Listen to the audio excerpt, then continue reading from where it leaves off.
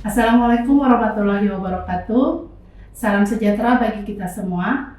Izinkan saya memperkenalkan diri. Saya Wiwi Surya Utami, Sarjana Sastra, Magister Pendidikan Bahasa Indonesia. Saya salah satu dosen program studi Sastra Indonesia di Universitas Teknologi Sumbawa. Selama menjadi dosen di Universitas Teknologi Sumbawa, saya telah melakukan tridharma perguruan tinggi, khususnya pendidikan dan pengajaran. Pada kesempatan ini, saya akan memaparkan salah satu mata kuliah yang saya ampuh, yaitu Morfologi Bahasa Indonesia. Mata kuliah ini merupakan mata kuliah wajib dengan bobot 4 SKS yang dilaksanakan pada semester genap, yaitu mahasiswa mampu mengenal tentang hakikat morfologi, jenis-jenis morfologi, pembentukan kata, infleksi, derivasi, klasifikasi kelas kata, dan penerapannya. Mata kuliah morfologi merupakan salah satu mata kuliah yang menjadi pemahaman dasar bagi mahasiswa yang akan menjadi peneliti di bidang bahasa dan sastra, jurnalis, akademisi, penggiat literasi bahasa dan sastra. Adapun capaian pembelajaran mata kuliah morfologi adalah sebagai berikut. 1. Mahasiswa mampu memahami seluk-beluk pembentukan bahasa Indonesia. Mahasiswa mampu memahami konsep dasar morfologi. Mahasiswa mampu mengklasifikasi dan mengidentifikasi kelas kata. Yang terakhir, mahasiswa mampu menerapkan masing-masing proses pembentukan kata berdasarkan distribusi, fungsi, dan makna. Kegiatan pembelajaran mata kuliah morfologi dilakukan dengan menggunakan pendekatan student-centered learning, di mana pembelajaran ini berfokus pada mahasiswa sebagai pusat proses belajar. Mahasiswa berperan aktif dalam membangun pengetahuan sendiri dan mengembangkan keterampilan berpikir kritis untuk menjawab masalah yang dihadapi. Metode yang digunakan di dalam pembelajaran ini adalah case method and theme-based project. Dengan metode ini, mahasiswa didorong untuk menemukan peristiwa dan masalah di lingkungan sekitar yang berkaitan dengan proses morfologi dan pembentukan kata, serta menemukan solusi dari masalah yang ditemukan tersebut. Pendekatan dan metode pembelajaran ini dapat disimak di dalam proses pembelajaran yang akan saya lakukan dengan materi afiksasi. Adapun tujuan dari pembelajaran morfologi, mahasiswa mampu memahami, mencari, mengumpulkan, dan menerapkan proses morfologi dalam kehidupan sehari-hari melalui media sosial, berita, karya sastra, seperti novel, cerpen, puisi, dan sebagainya. Agar tujuan pembelajaran tersebut tercapai, saya menggunakan metode ceramah, diskusi, dan penugasan. Metode ceramah dilakukan agar mahasiswa dapat memahami proses morfologis, yaitu afiksasi. Diskusi dan penugasan dilakukan agar mahasiswa dapat menemukan dan menganalisa yang berkaitan dengan afiksasi dari berbagai sumber. Untuk lebih jelasnya, mari bersama-sama kita simak video pengajaran morfologi dengan materi afiksasi. Assalamualaikum warahmatullahi wabarakatuh. Waalaikumsalam warahmatullahi wabarakatuh. Selamat pagi teman-teman. Pagi. Apa kabar hari ini? Alhamdulillah baik. Sehat semua? Sehat. Oke. Sebelum kita mulai perkuliahan kita hari ini, mari kita berdoa bersama-sama. Semoga perkuliahan kita lancar. Berdoa mulai. Berdoa selesai. Oke, minggu lalu kita sudah belajar terkait tahap pembentukan kata, ya. Nah, ada berapa tahap pembentukan kata yang masih diingat? Ya, Ada dua, Bu. Ada dua. Itu pembentukan setahap dan pembentukan bertahap. Nah, benar dua? Nah. Benar, 2, pembentukan setahap dan pembentukan bertahap. Ada yang bisa kasih contoh? Apa pembentukan setahap? Ya, Adijah. Berpakaian. Ya, kenapa bisa dikatakan dia sebagai kita menuju ke proses morfologi, ya. Proses morfologi itu ada beberapa jenis. Ya, salah satunya yaitu afiksasi. Mungkin teman-teman waktu SMA sudah pernah dengar terkait afiksasi. Atau biasa di dalam bahasa Indonesia kita kenal afiksasi itu dengan sebutan sebagai imbuhan. Pengertian afiksasi ini menurut beberapa ahli. Pertama, menurut Simpen, afiksasi adalah proses pembentukan kata yang dilakukan dengan membubuhkan morfem terikat berupa afiks pada bentuk dasar. Selanjutnya, Abdul Chair, afiksasi adalah salah satu proses dalam pembentukan kata turunan baik berkategori verba, nomina, maupun berkategori adjektiva. Bahwa afiksasi itu merupakan proses pembentukan kata baru dengan menambahkan afiks atau imbuhan pada kata dasar, ya. Jadi penambahan imbuhan pada kata dasar. Afiks itu merupakan morfem yang terikat, dia tidak dapat berdiri sendiri. Harus ada teman yang menemani biar dia bisa berjalan beriringan, ya. Itu maksudnya, dia harus melekat pada kata dasar. Jadi dia menghasilkan makna dan fungsi gramatikal yang baru ketika dia melekat, kata dasar itu dilekati oleh afiks. Ya, sampai sini paham? Paham ya? Selanjutnya kita ke jenis-jenis afiks. Nah, jenis-jenis afiks ini ada 5. Ya, ada 5. Pertama ada namanya prefiksasi. Kedua ada infiksasi. Ketiga ada namanya sufiksasi. Yang terakhir adalah imbuhan gabungan. Ya. Nah, kita mulai dari yang pertama dulu, prefiksasi. Ya. Prefiksasi ini dia adalah yang terletak di awal kalimat. Di awal kata. Jadi imbuhan yang letaknya di awal kata. Jadi prefiksasi ini adalah imbuhan yang sebagian besar digunakan di dalam bahasa Indonesia. Ya, hampir seluruh kata dasar di dalam bahasa Indonesia itu menggunakan imbuhan prefiksasi. Ya. Nah, oleh sebab itu dibagilah menjadi 2 jenis. Ya, ada prefiks asli bahasa Indonesia. Prefiks asli bahasa Indonesia ini prefiks yang berasal dari bahasa Indonesia atau bahasa etnik lainnya. Tadi contoh-contoh yang teman-teman katakan, misalnya prefiks men, ya, itu masuk di dalam prefiks asli bahasa Indonesia, ya. Kemudian ada prefiks ber. Nah, prefiks ber ini terdiri dari 3, ber, dan bel. Ya, ber ini dia bisa berubah.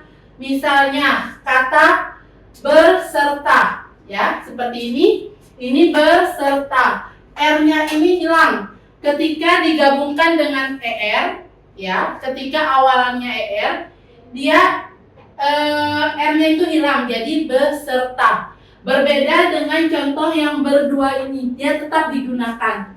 Begitu juga ketika kata dasar ajar, ya. Kata dasar ajar ditambahkan imbuhan ber, jadi belajar. Sama dengan seperti di pengajar, ya. Pelajar seperti itu, ya. Selanjutnya kalau prefiks di ini dia dibubuhkan pada semua bentuk dasar, tidak mengubah apapun, ya. Nah, dia dibubuhkan pada bentuk dasar berkategori verba dan adjektiva. Nah, selanjutnya prefiks se. Nah, prefiks se ini gramatikal prefiks ini bermakna satu ketika pada saat yang sama dan seluruh prefiks tidak berubah bentuknya ketika dibumbukan dengan bentuk lain. Contoh di situ ada sepeninggal. Teman-teman bisa kasih ibu contoh lain? Setulus hati. Ya, setulus itu sudah ada. Yang lain? Separuh. Separuh. Separuh.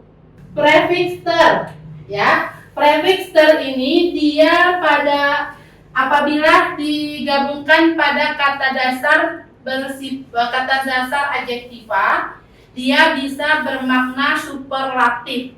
Ya, dia bisa bermakna superlatif. Apa maksudnya bermakna superlatif? Itu bermakna lebih. Ya, lebih. Jadi, apabila dibumbukan dengan bentuk dasar kata kerja, dia akan bermakna gramatikal tidak sengaja.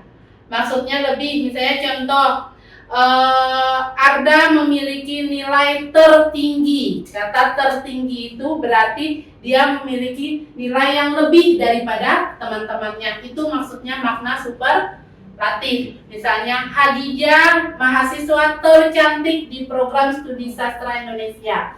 Berarti kata tercantik itu menunjukkan bahwa dia makna superlatif. Ya. Kemudian selanjutnya prefiks per. Prefiks per ini makna gramatikal yang dimiliki prefiks ini adalah alat dan orang yang berprofesi. Ya, selanjutnya prefiks pen. Ini yang terakhir dari prefiks asli bahasa Indonesia. Ya. Prefiks ini sering berubah bentuk dengan bentuk dasar yang diikuti. Dia menyerupai prefiks men. Jadi makna gramatikal yang dimiliki prefiks ini pada umumnya adalah pelaku atau orang yang melakukan tindakan, ya, pemukul misalnya. Pencuri. Ya, pencuri. Itu adalah 5 prefiks yang masuk ke dalam prefiks asli bahasa Indonesia. Kita masuk ke dalam prefiks asing dalam bahasa Indonesia. Mengapa disebutkan asing? Karena ini merupakan hasil dari interaksi budaya dan interaksi politik, ya, yang menjadi faktor masuknya unsur bahasa asing atau unsur bahasa lain. Nah, jadi secara umum prefiks asing ini tanpa kita sadari kita sering menggunakan. Misalnya, kalau di kotak-kotak rokok ada tulisan merokok dapat menyebabkan kanker, kemudian impoten. Impoten itu kata im itu berasal dari prefiks asing ini. Atau misalnya pasca sarjana, itu juga kata pasca itu berasal dari bahasa asing. Ya. Pretest, ya, pretest. Pre-nya itu masuk juga dia dalam konteks bahasa asing. Sampai sini dulu, ada yang mau ditanyakan? Atau sudah paham? Paham?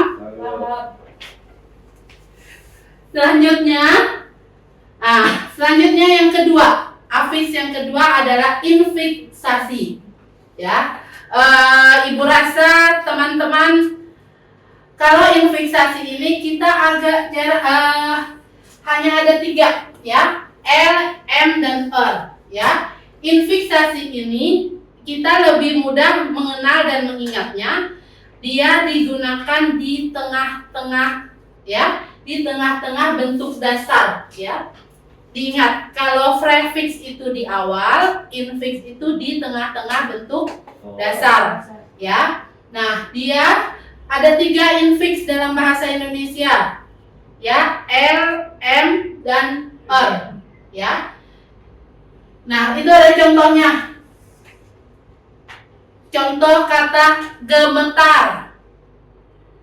Asal kata gemetar itu dari asal kata apa? Kata dasarnya apa? Getar. Getar. Kemudian ada jari jemari. Asal katanya jari. Ya. Nah, itu infiks, ya. Kemudian sufiksasi. Sufiks ini dia di akhiran. Kalau tadi prefiks awalan, sufiks akhiran. Ya, Nah, akhiran ini juga ada 3. Ada en, i, dan kan. Ya, i itu misalnya warnai. Apalagi selain warnai? Menyamai. Menyamai. Menyemai, Menyemai. memacari, menyerupai. Menyemai. Ya, oke, semai. Kan menyemai itu dari asal kata semai. Ya. Kemudian selanjutnya setelah sufiks ada namanya konfiksasi. Konfiksasi ini merupakan proses morfologis yang melibatkan 2 bentuk terikat secara bersama-sama. Berarti dia adalah gabungan antara prefiksasi dan sufiksasi, ya. Itu dia konfiks. Nah, yang terakhir ada imbuhan gabung atau gabungan imbuhan. Nah, jadi kalau imbuhan gabungan ini apabila pembubuhan 2 afiks pada satu bentuk dasar dilakukan secara serempak. Ya, pada satu bentuk dasar proses itu baru disebut konfiks.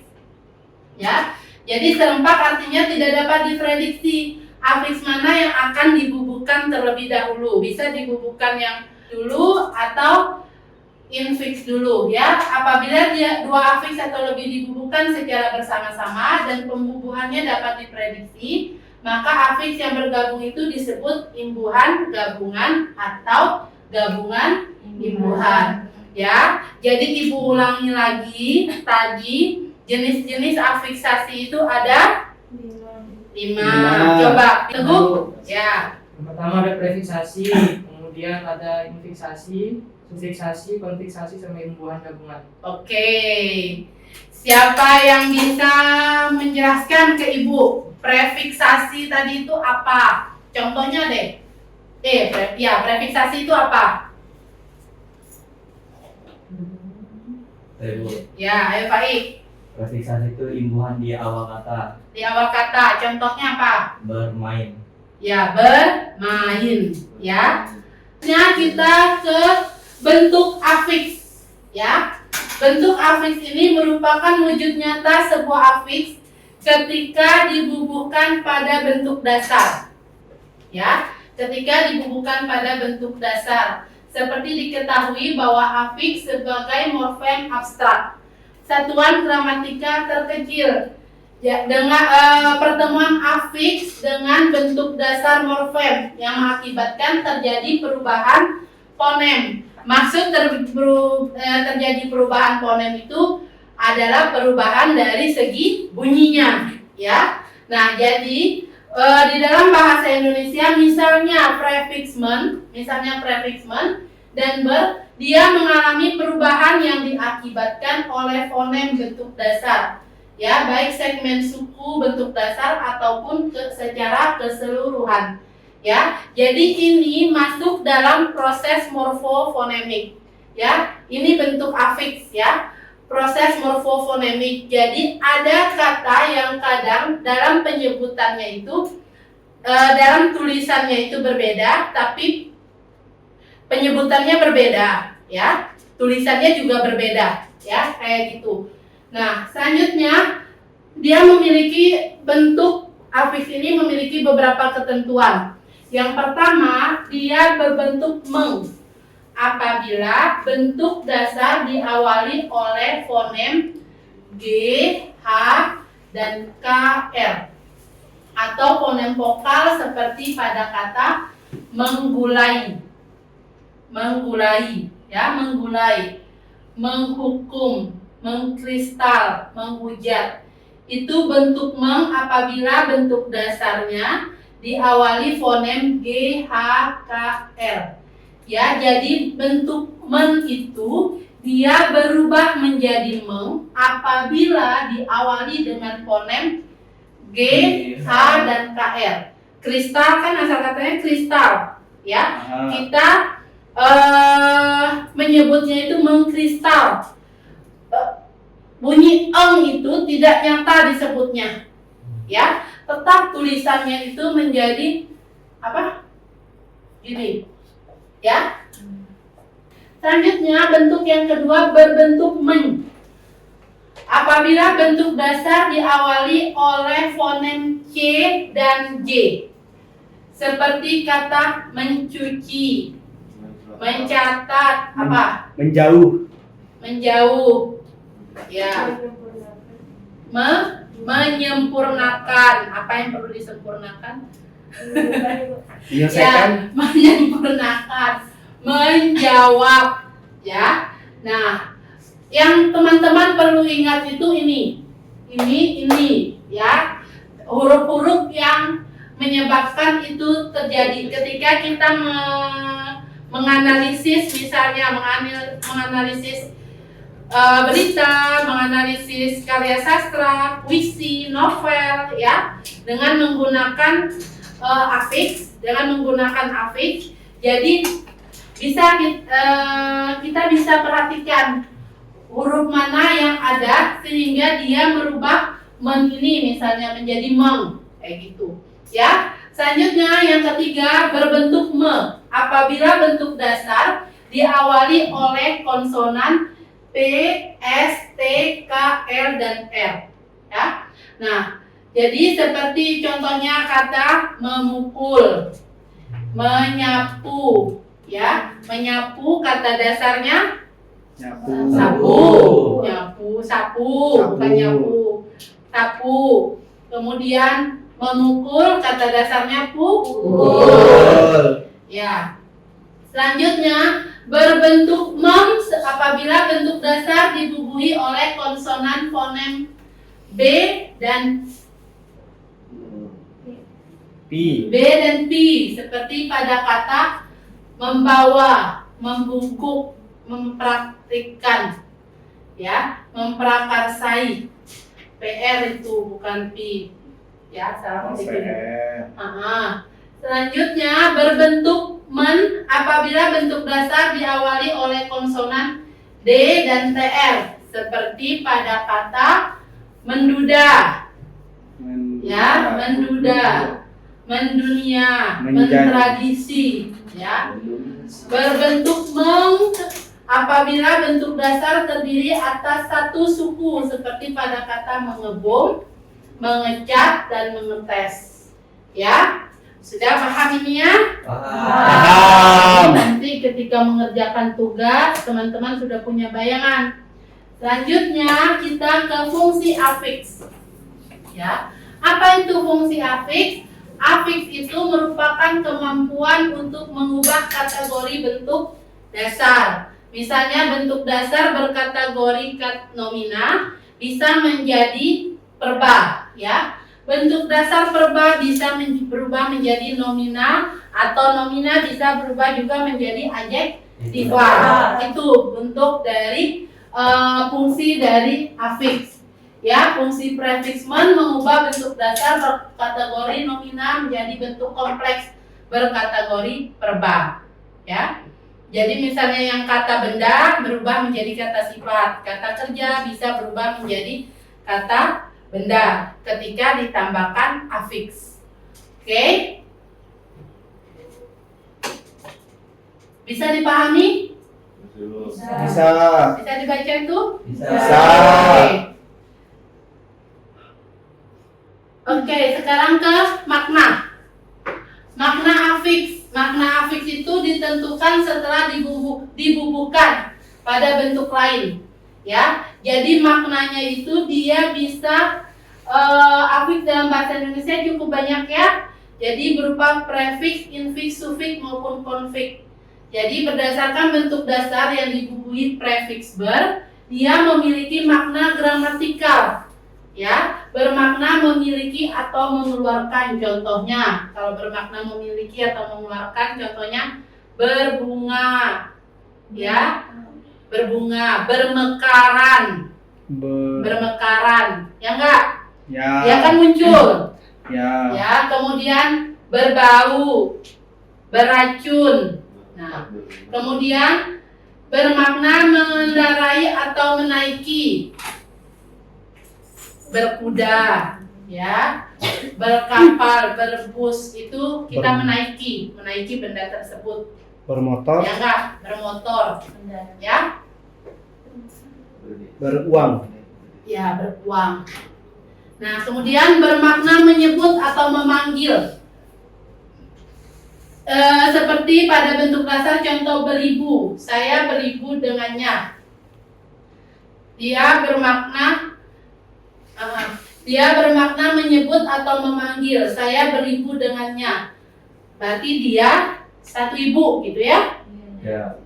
Dia berbapak dengan orang itu, sama. Kemudian bermakna dalam keadaan seperti tersebut dalam bentuk dasar, contoh berdarah, berduka, berserakah, apalagi bermakna dalam keadaan Berduka udah. bersedih, Bersedia. bersenang, senang, bercerai. Ya, berduka. Kemudian bermakna memakai atau mengenakan. Seperti tersebut pada bentuk dasar, contoh memakaikan berdasi, bersepatu, berpakaian, Bertopi. berbaju, bertopi, berjilbab, apalagi. Itu kan memakai atau mengenakan. Oke, sudah selesai pertemuan kita hari ini. Terima kasih. Selesai materi bukan berarti selesai tugas adik-adik semua, ya. Tetap tugas kita untuk hari ini, Ibu berharap teman-teman berdiskusi dengan sesamanya, dan ini bisa dikumpulkan di pertemuan selanjutnya, ya. Silakan menganalisa. Menganalisa dan menemukan,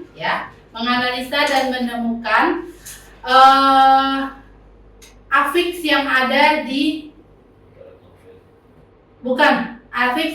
di dalam kehidupan kita sehari-hari. Bisa dipilih, misalnya ketika scroll TikTok, ketika baca berita, kemudian ada yang membuat kalian menggelitik, saya pengen menganalisis ini. Oh, saya menemukan penulisan afiksasinya yang kurang tepat, ya. Jadi itu silakan dianalisa. Nanti tulis sumbernya, jangan lupa sumber teman-teman ambil dari mana. Misalnya puisinya siapa, karyanya siapa, atau misalnya beritanya diambil tanggal berapa, kemudian dikeluarkan oleh media mana, itu juga harus sumber kalian, ya, harus ditulis. Analisis afiksasinya, ya. Kalau misalnya di dalam puisi silakan, di dalam cerita pendek pun silakan. Oke, siap? Siap. Oke, saya rasa cukup sekian pertemuan kita hari ini. Terima kasih untuk kehadirannya. Kita bertemu lagi di minggu depan. Oke, wabillahi taufiq wal hidayah. Wassalamualaikum warahmatullahi wabarakatuh.